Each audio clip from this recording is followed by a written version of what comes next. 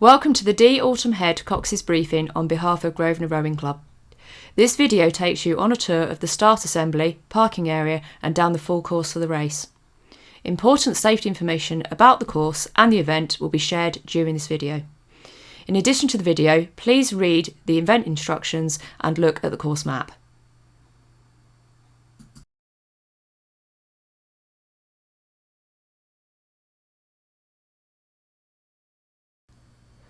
We are moving upstream through the start line, under the bridge to the boat parking area.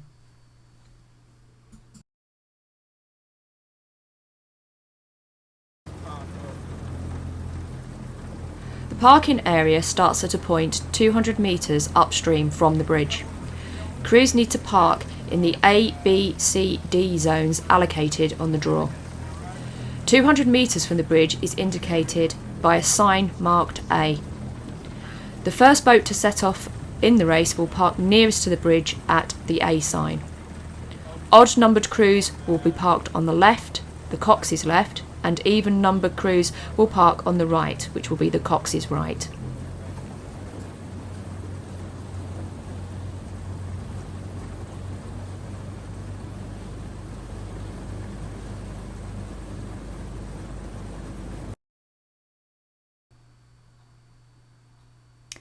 There is a narrow section of the river in the parking area indicated here. No crews are to park in this area, and also the area directly upstream for the next 200 metres. This is to avoid the risk of crews getting caught on the trees or in the narrow area when later turning. This has happened in previous races.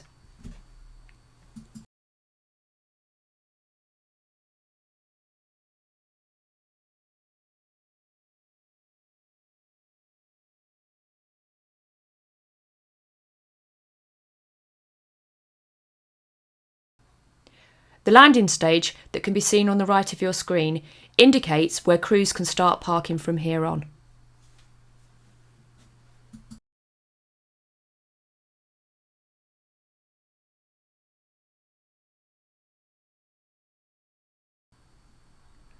At this time of year, there is a risk to crews from the cold, wet and windy weather conditions that we commonly experience in the local area.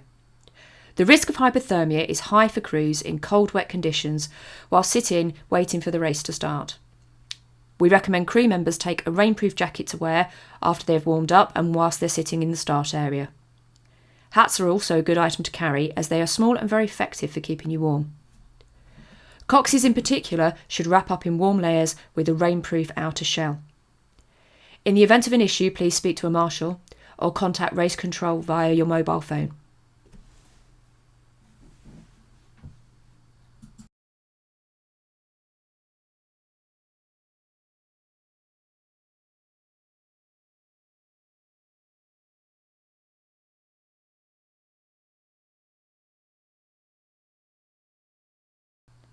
We are approaching the end of the parking area now.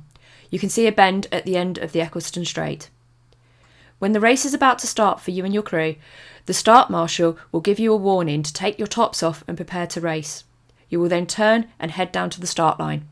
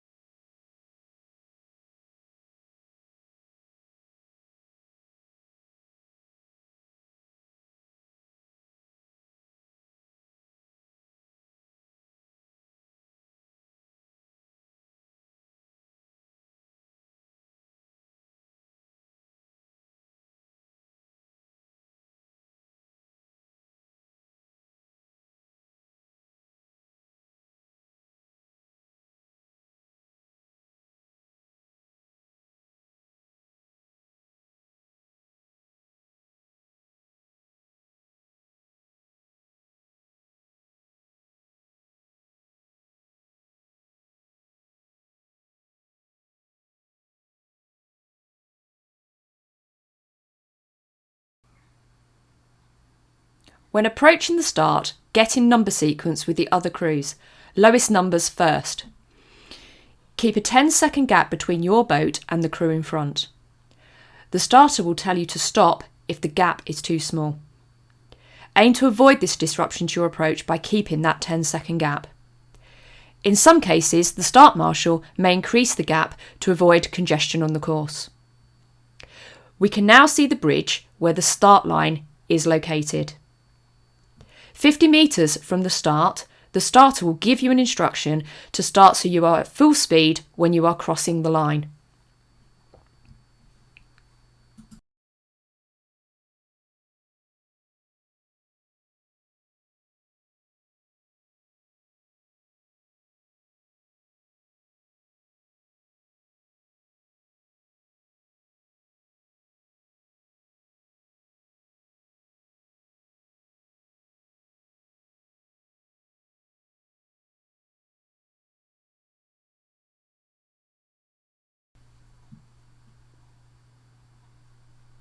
You have crossed the start line and are now racing.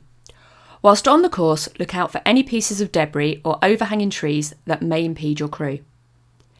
Any large stationary obstructions will be marked with tape so they are easier to see. As a cox, it may be worth looking at these on the way up to the start. Most of the course is lined with trees. They can be dangerous if you get too close, you may catch your blades, or low branches can hit your crew. The River Dee can have a significant flow rate, which may push you into an obstruction. Make sure you're aware of the conditions and react accordingly. If your crew is being overtaken, stay close to the meadows bank on the Coxes left and allow the faster crew to pass through the water in the middle of the river. If you are overtaking a slower crew, move closer to the centre of the river. The slower crew should move over to the meadows bank, allowing you to pass.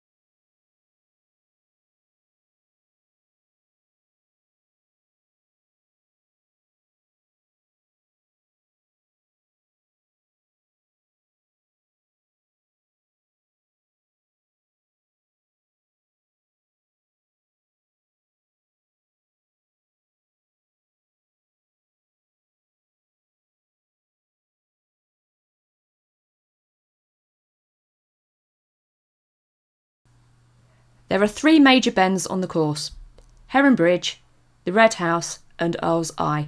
Please look at your course map to note these. Take care on these bends as you cannot see all the way around them.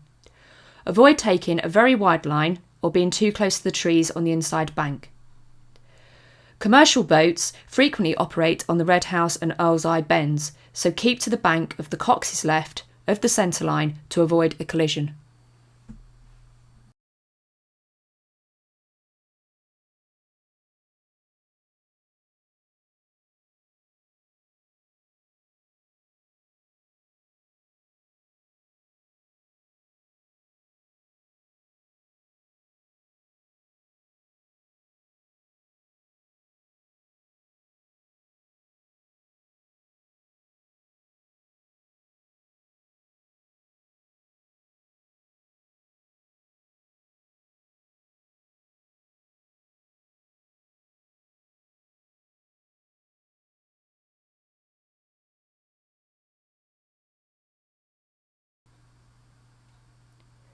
We are approaching the first bend, which is Heron's Bridge. When turning into Heron's Bridge bend, you can see the pumping station on the left. That indicates the exit for the bend.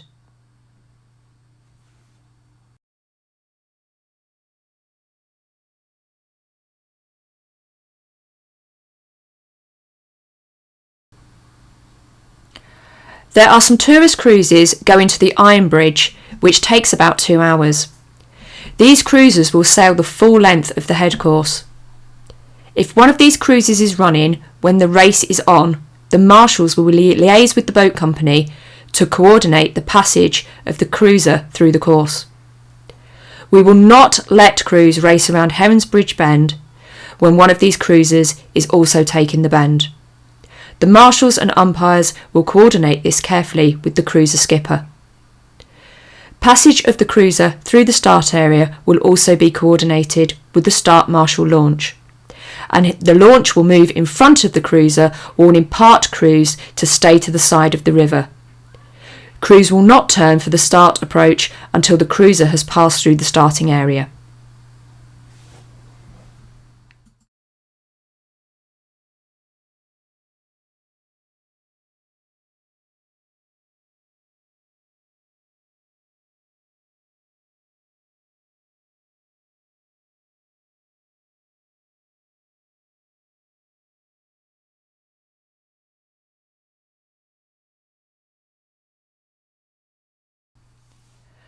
For the last 1,500 metres of the course, large tourist cruiser boats operate on the river every 30 minutes.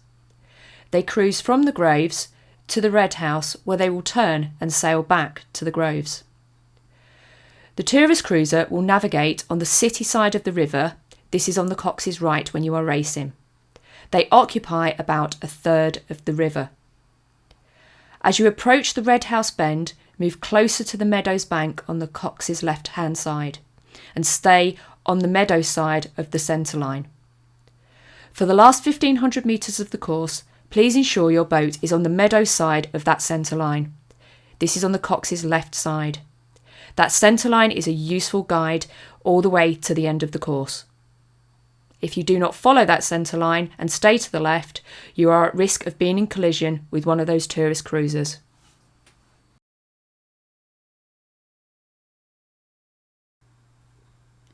You can see the Red House Bend approaching. It's time to move your crew into position for the bend. At this point, on the Red House Bend, tourist cruisers will turn to start the return journey to Chester. The cruisers should not turn until there is a suitable gap in the procession of the race crews that is large enough for them to turn safely. If a cruiser has just turned, you may experience some wake as you go past the cruiser. Whilst on this strait, here is some information about boating. Please arrive at your boating stage on time. The time and stage location are on the draw. You can view the draw from the Grosvenor Rowing Club website. The current version of the draw will always be displayed on the club website. At the landing stage, a marshal will coordinate the crews getting on and off the water. An umpire will also be in the boating areas doing the control commission equipment and crew composition checks. Be prepared to have your bow ball, hill restraints, hatch covers, buoyancy and life jackets checked. The pre-boating checks will also include making sure crew members have adequate clothing for the current weather conditions. The umpire doing the checks can prevent your crew from boating if any one of the checks fails to meet the British rowing standard. It will take a regular crew approximately 30 minutes to row from their starting point to the start assembly area.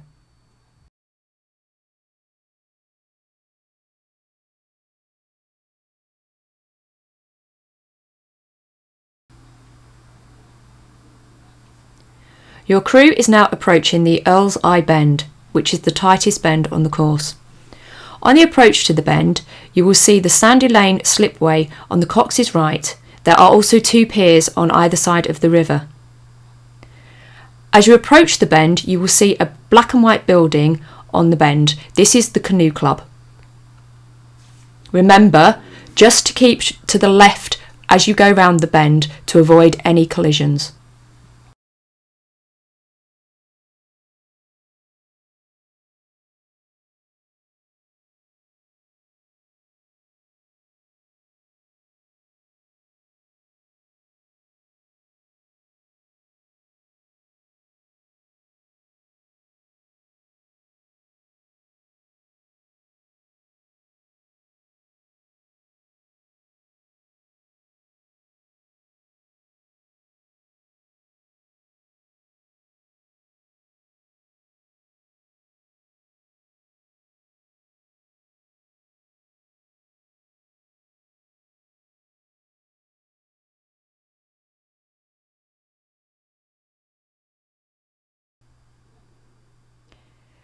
Leaving the Elzai Bend and starting to approach the finishing line.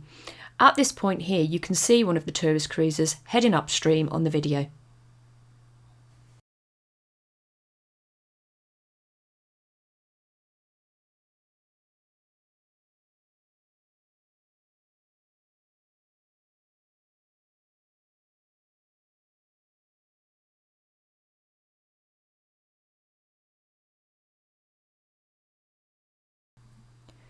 As you approach the finish, continue to steer a course along the meadow side of the river on the Coxes left. The finish line is located just after the terrace houses on the Coxes right. In the area of the finish line, be aware of any moorings on the city side. Staying to the meadow side of the river helps you avoid any of these moorings. The finish line is on the stone steps on the city side bank. As you cross the line, wind down and keep moving into the finished circulation area. There will be no sound indication when your boat crosses the line.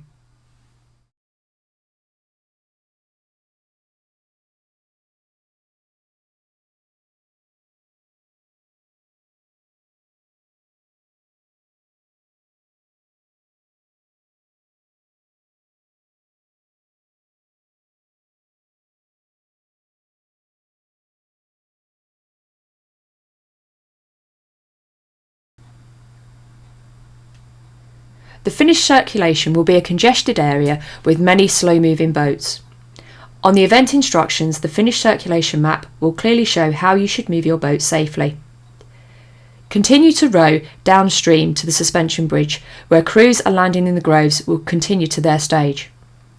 Crews landing at Grosvenor, Kings, Royal Chester or Queen's Park will turn at the buoy and head back upstream until they arrive at their stage. You can see the Queen's Park stage on the Coxes left just after the finish. Be aware, crews landing at Queen's Park will need to cross the river to land. A finish marshal launch will direct crews across to the Queen's Park stage when it is safe to do so. When you arrive at the area for your stage, it is likely there will be crews in the process of landing. Wait a short distance from the stage, ready to make your final approach. The stage marshal will signal you when it is clear to approach the stage. When you have parked on the stage marshals will take your blades away and put them on the bank near to the stage for you to collect later. Get out of your boat and pick it up. Do not loiter on the stage. Return to your trailers as quickly as possible. Efficient clearing of the landing stages avoids crews waiting on the water for longer.